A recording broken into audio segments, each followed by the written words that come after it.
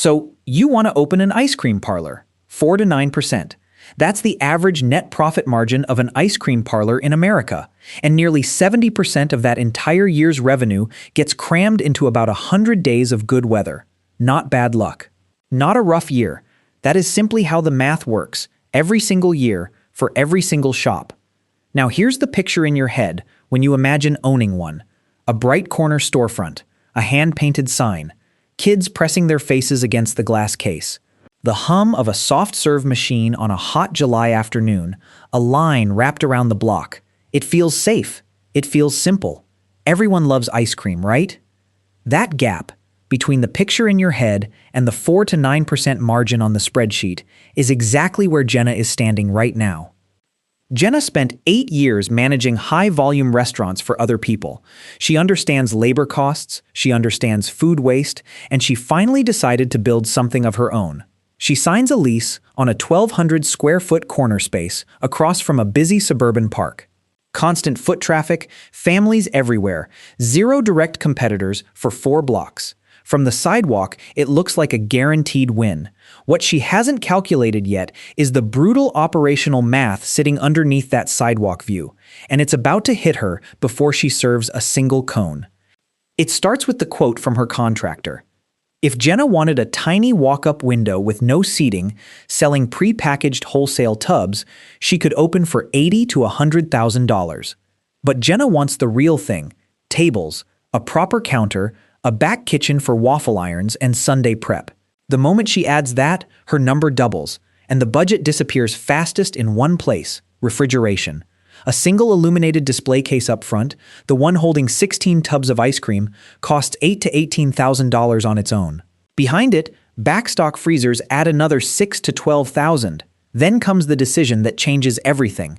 Does she buy her ice cream wholesale or make it herself? Jenna wants the artisanal route, the high-margin route, her own recipes, her own base.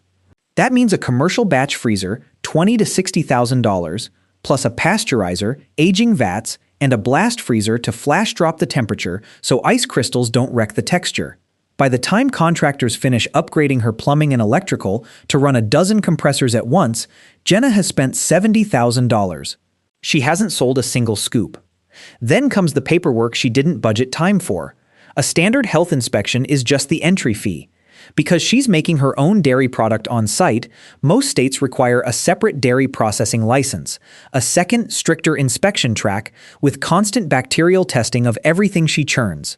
Add insurance, permits, and 6 months of cash reserves to survive her first winter, and Jenna's real number to open the doors lands between $180,000 and $250,000. She hasn't served one customer, she's already deep in the hole. But the startup cost isn't actually what's going to hurt her. What's going to hurt her is the calendar. Close to 70% of an ice cream parlor's yearly revenue lands between May and September. The other 7 months exist mostly to survive and wait for the sun. This isn't like a restaurant absorbing a slow Tuesday. This is a 100-day sprint bolted onto an 8-month endurance test, and Jenna's landlord doesn't care which one it is. Rent in January is the same as rent in July. Insurance doesn't drop, utility bills don't disappear. Revenue spikes for 100 days, overhead runs for 365. That mismatch, more than any recipe, is what kills ice cream shops. Because her fixed costs never bend, Jenna has to make the one thing she can control: labor, completely elastic. On a freezing Tuesday in March, she might run the store alone. On a 90-degree Saturday in July, she needs 6 or 7 teenagers behind the counter, scooping, wiping counters, running the register, folding waffle cones as fast as physically possible. It's flexible, which is good. No bloated salaries bleeding cash in February. But it also means her entire staff resets almost every year. Her best employees leave for college in late August, right when she still needs full summer coverage. Every spring, she isn't refining a team. She's training a brand new one from zero. Untrained hands cost her money in a very specific way: portion control. Picture a Saturday afternoon rush. A new hire, nervous, wanting to be liked, scooping a cone 50% too big because the customer smiled at them. One cone doesn't matter. Multiply that across a summer of Saturdays, and Jenna is quietly giving away thousands of dollars in product she already paid for. Now here's the part that actually saves her, if she runs it right, the menu itself. A single scoop of vanilla costs Jenna 30 to 50 cents in raw ingredients. She sells it for $4. On paper, that's an 85 to 90% margin, the kind of number a regular restaurant owner would trade their soul for. But a scoop in a plain paper cup is a trap. Factor in the cup, the spoon, the napkin, the card processing fee, and 2 minutes of labor, and that $4 sale barely leaves enough profit to cover the electric bill. The real money lives in the build-up, and Jenna knows it. A waffle cone costs her 20 cents to bake. Adding it to a scoop lets her charge $1.50 more for almost zero extra labor, nearly pure profit. A loaded sundae with hot fudge, whipped cream, nuts, and a cherry costs her under $1 to make and sells for $7 to $9. Toppings, sprinkles, crushed cookies, caramel drizzle, cost pennies in bulk and sell for 75 cents to $1 each. Charge for them individually, and Jenna has quietly turned her scoop shop into a candy store with better margins than the ice cream itself. So Jenna trains her staff to do one thing without being asked: offer the upgrade. Would you like that in a fresh waffle cone today? That single sentence, repeated correctly by a 16-year-old all summer, is worth more to her bottom line than any new flavor she could invent. She also adds a grab-and-go freezer by the register, pre-packed pints, ice cream cakes, cold drinks, pure profit that requires zero scooping time from her already stretched staff. Now watch what happens across two versions of Jenna's first year. In the good year, her shop pulls in $420,000 in gross revenue, $300,000 of it between Memorial Day and Labor Day. Ingredients and packaging eat 20%. Seasonal payroll eats 30%. Rent, insurance, and utilities eat 18%. Marketing, maintenance, and software fees eat another 12%. What's left is a 10% net profit, $42,000. That's her reward for an 80-hour week, managing 15 teenagers and tracking the weather forecast like it's a stock ticker. It's a living. It leaves almost no room for error. Now the realistic year, the one where nothing catastrophic happens, just a normal amount of bad luck. May turns cold and rainy, killing her early momentum. In June, 3 straight weekends get washed out.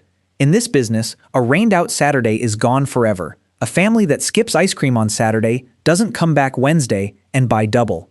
Those 3 weekends alone erase 6 to 8% of her projected year. Then, in mid-July, at the absolute peak of her season, 2 of her shift supervisors quit with no notice for better-paying jobs. Jenna scrambles to plug the gap with untrained hires right as her lines are longest. Orders slow down. Portion control disappears as panicked new employees overscoop to keep impatient customers happy. People waiting outside just walk away. Then, in early August, during a heat wave, a compressor fails on her backstock freezer overnight. The alarm doesn't go off. By the time she opens at 10 the next morning, 60 half-gallon tubs of her house-made ice cream have melted into soup. Between the emergency repair and the lost inventory, that one mechanical failure costs her $5,000 in 2 days. By December, Jenna's gross revenue has only dropped 15%, down to $357,000. From across the park, her shop still looks exactly as busy and cheerful as it did last summer. But because her rent, insurance, and loan payments never moved, that 15% dip doesn't just shrink her profit, it erases it completely. Her $42,000 net income becomes a $2,000 net loss. One rainy June, one broken compressor, one staffing crisis, and Jenna worked an entire year for nothing. For comparison, a coffee shop with similar square footage can still turn a profit on a rainy Tuesday in February because coffee sells year-round. Ice cream doesn't get that mercy. Its entire business model rests on 100 good days showing up on schedule. Here's what Jenna does differently once she understands this. She stops treating winter as dead time and starts treating it as a second business. She pivots her floor space to hot chocolate bars, fresh cookies, Belgian waffles, and holiday ice cream cakes. She sells wholesale pints to a local boutique grocery store and books catering orders for office parties. Her idle batch freezer, instead of sitting cold and useless from October to April, becomes a quiet source of income that covers rent while the retail counter stays empty. She also stops spending like it's July all year long. During her best weeks in June and July, she parks 30 to 40% of every dollar into a locked winter reserve fund, built on the assumption that January and February will lose money no matter what she does. And she redesigns her menu boards to visually push sundaes and waffle cone builds over plain scoops, because on her busiest 90-degree Saturday, the real limit on her revenue isn't how many people want ice cream. It's how many transactions her team can physically ring up before the line gets impatient and walks. By her second summer, Jenna's shop looks almost identical from the sidewalk. Same sign, same line out the door on hot Saturdays. But behind the counter, everything has changed. She has a reserve fund that survives a bad June. She has a winter income stream that used to be 6 months of silence.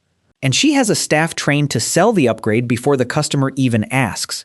So if you're picturing the hand-painted sign and the kids with ice cream smeared on their faces, hold on to that image, but don't mistake it for the business.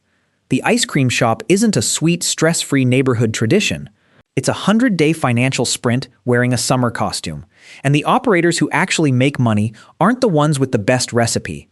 They're the ones who master portion control, sell the upgrade automatically, build a reserve fund while the sun is still out, and make sure the freezer never fails in August. Would you still open one, knowing all of this?